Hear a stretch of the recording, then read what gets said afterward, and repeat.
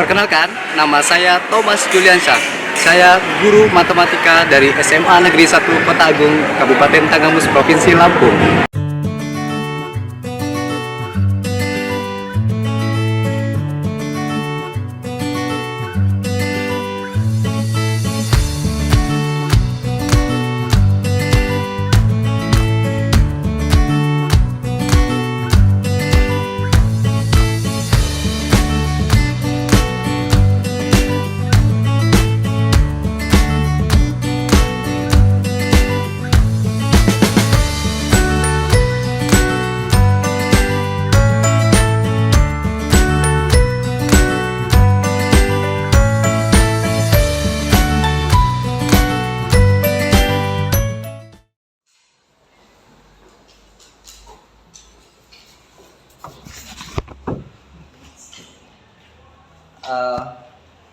Bapak buka. Assalamualaikum warahmatullahi wabarakatuh. Waalaikumsalam warahmatullahi wabarakatuh.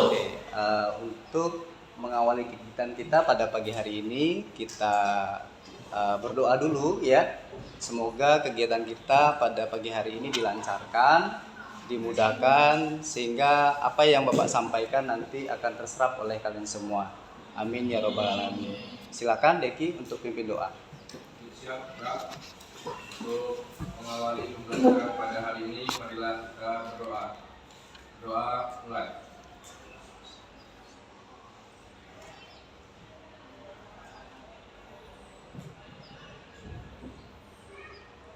Doa selesai. Baik. Bapak lihat dulu di sekeliling kita apakah ada semacam kertas atau kotoran yang perlu dirapikan atau dibersihkan.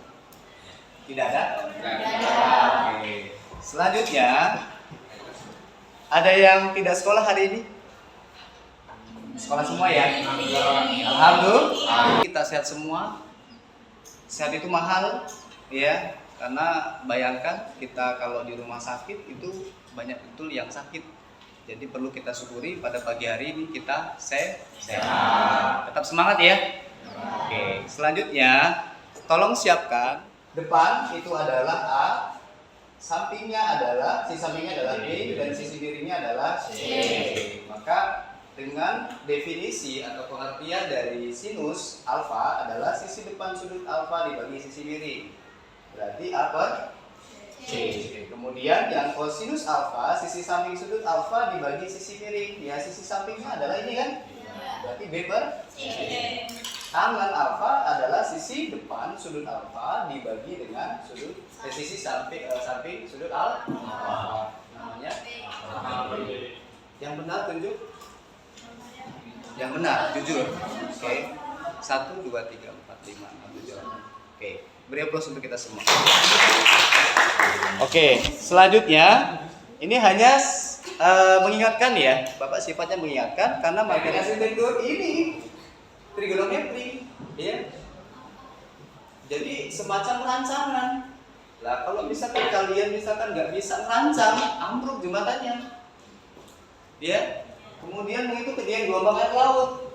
Ini digunakan pada saat tsunami.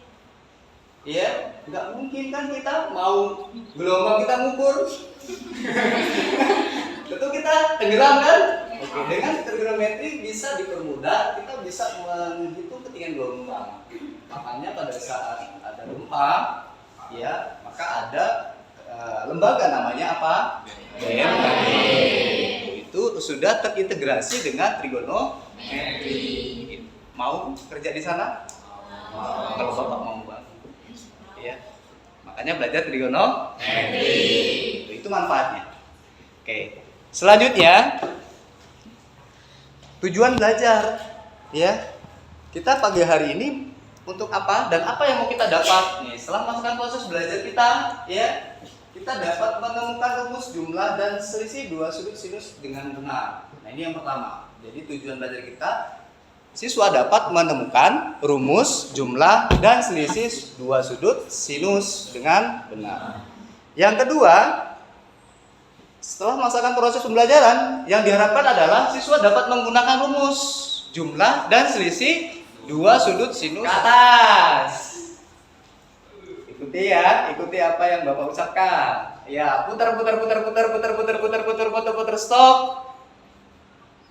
Putar, stop. Putar, stop. Oke, fokus ya. Ferdi ini udah mau fokus ini. Ya, lanjut. Tangan ke depan. Putar, stop. Ya. Putar, stop. Wah, fokus semua ini. Putar. Pegang telinga. Ya, oke, sip, sama lagi nih. Lagi ya. Ke atas. Putar, stop. Pantai dengan pulau karang kecil yang dipisahkan oleh laut. Dalam tahap perencanaan, mereka harus menentukan jarak minimal. Andaikan Anda seorang arsitek yang handal, dapatkah Anda membantu sekelompok pemuda tersebut untuk merencanakan jarak minimal jembatan?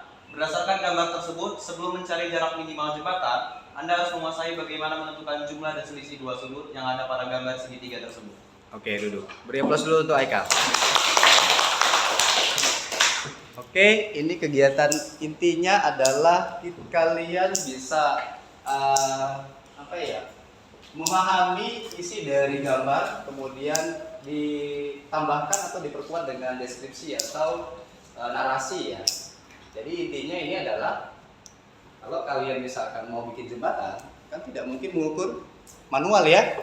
Jadi sama apa yang Bapak sampaikan di awal, kalau seorang arsitek itu harus bisa merancang seperti itu.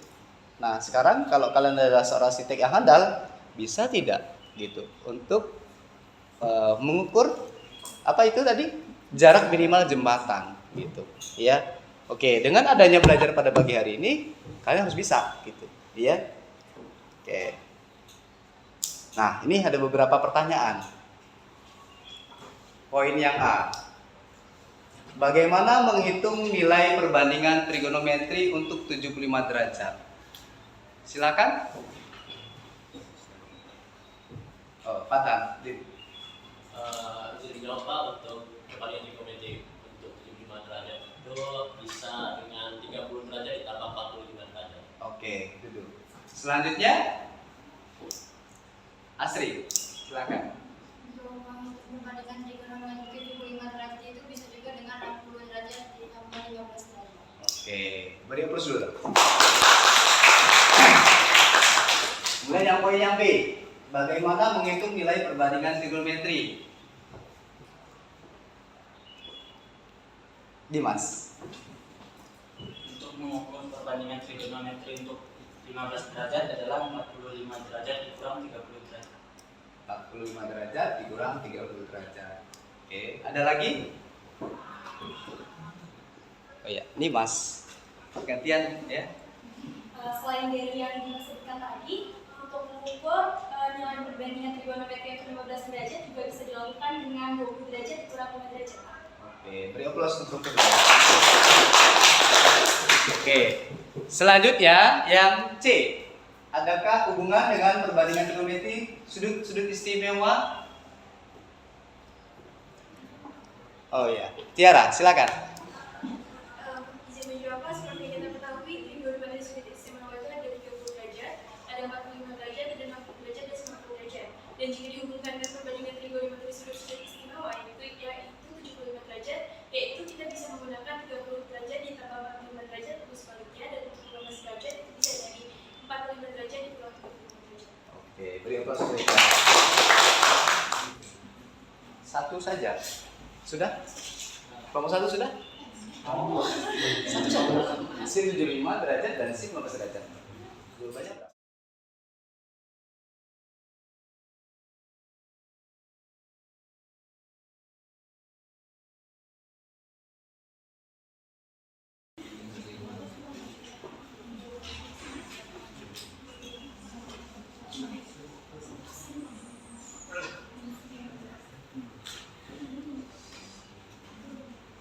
Ini adalah LKPD ya, diselesaikan secara kelompok masing-masing.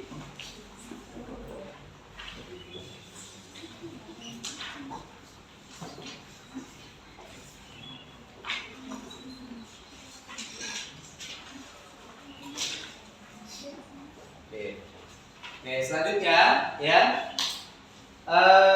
LKPD-nya dilihat, dibuka dulu. Kemudian jangan lupa identitasnya dituangkan di kertas itu. Nah, di situ ada LKPD, kemudian ada langkah-langkah yang perlu kalian selesaikan. Ya, silakan ya dilihat apa nih dengan apa perbandingannya. Ya, kemudian cos beta seperti apa, pandang beta, kemudian sin beta juga begitu, cos apa ya. Nanti kan ini itu buat sekalian silakan. Ini dilengkapi. Ya. Ya.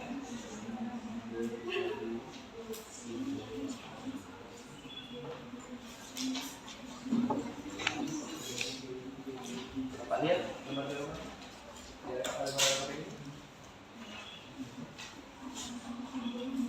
Jawab. Terus. Oke, ini sin alfa ditulis perbandingannya apa dengan apa, cos beta, sin beta, cos alfa. Nanti lakukan perkalian silang, maka dia muncul AD sama dengan sin alfa kali sin, maka sin alfa sama dengan berapa? Ini dilengkapi. Izin memperkenalkan diri, nama saya Michael Tabrani, selaku juru bicara dari kelompok 5, dan rekan saya. Izin memperkenalkan diri, nama saya Gladys sebagai moderator. Berdirinya kami di sini ingin mempresentasikan hasil kerja kami lewat LKPD yang sudah dibagikan. Di sana sudah bisa dekat nggak apa-apa supaya lebih jelas. Di zoom juga nggak apa-apa, itu yang plus 100 itu cukup kelihatan semua ya. Lalu di sini ada kesalahan pengetikan, harusnya di sini BDC, di sini BDC. Maka kita peroleh luas segitiga BDC yaitu setengah dikali A dikali sin B dan dikali B dikali cos alpha. Sehingga kita peroleh luas segitiga ADC-nya yaitu setengah AB dikali sin B dikali cos A. Lalu untuk segitiga yang ketiga, segitiga yang paling besar yaitu segitiga ABC, untuk luasnya kita bisa hitung dengan menjumlahkan kedua segitiga tadi, yaitu segitiga ADC dan segitiga BEC. Luas ada, itu bisa kita coret keduanya. Lalu kita dapatkan sin A plus B sama dengan sin alpha dikali cos beta ditambah cos alpha dikali sin beta. Lalu untuk memperoleh selisih atau pengurangan sudut, kita bisa mensubstitusikan min B ke dalam B. Sehingga di sini kita peroleh sin alpha ditambah min beta itu sama dengan sin alpha dikali cos min beta ditambah cos alpha dikali sin min beta. Yang kita sudah ketahui, kalau untuk cos itu sifatnya jika sudutnya minus maka minus 1. Karena saya dari Kemlana, mau dari kelompok 4 izin bertanya, apakah nanti misalkan segitiganya bukan segitiga siku-siku masih bisa menggunakan rumus yang ditemukan tadi? Mungkin ada aturan sendiri ya di segitiga, misalnya aturan kosinus atau aturan sin untuk segitiga selain siku-siku. Sedangkan yang kita gunakan sekarang itu adalah perbandingan misalnya sisi depan dengan sisi miring atau sisi samping dengan sisi miring. Maka untuk menentukan sisi depan, samping dan miring itu kita harus pakai segitiga siku-siku. Jadi mungkin kalau selain segitiga siku-siku mungkin bisa, belum dicoba. Tapi bukan pakai perbandingan yang ini, pakai aturan sinus untuk segitiga Sama dengan sin alpha cos min beta. Jadi kalau sudut cos ya, ada sudut cos nilainya min itu menghasilkan plus. Berdasarkan apa? Itu sifat. Ya, bukan kata yang lain, tapi berdasarkan sifat menyatakan bahwa sudut negatif yang nilainya plus itu hanya cos. Maka ini terjadi cos beta. Yang ini otomatis sin min beta berarti min 1 kan? Ya. Min 1 kali plus Min. sehingga menjadi cos alpha dikali sin beta. Nah, inilah menjadi sin alpha dikurang beta.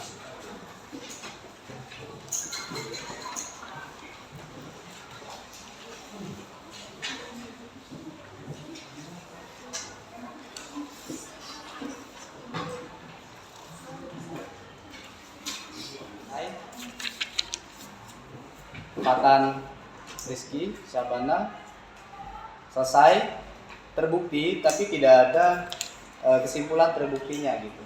Jadi masih dalam bentuk nilai saja gitu. Jadi belum bisa, karena itu adalah pertanyaan adalah buktikan ya. Kemudian Diana Musayyada,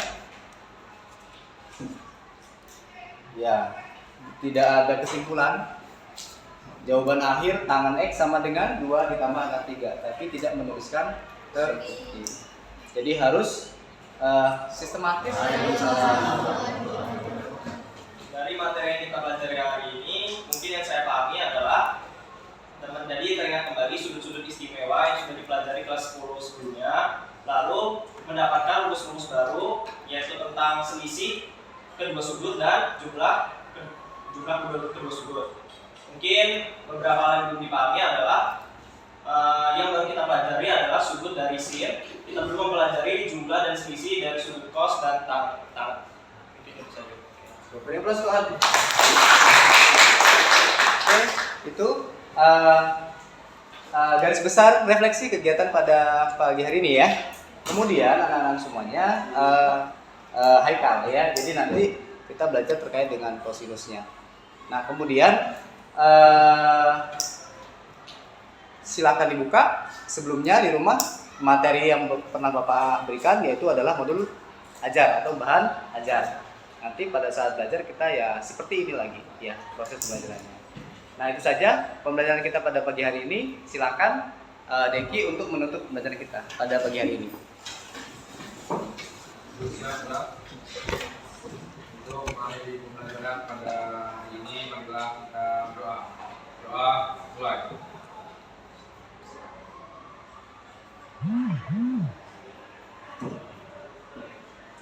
Doa selesai.